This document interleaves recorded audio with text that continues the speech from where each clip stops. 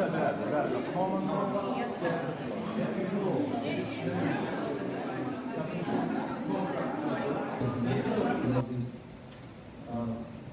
sabır altında insana karşılayacağız. Ja, ja, var nöjd. Det här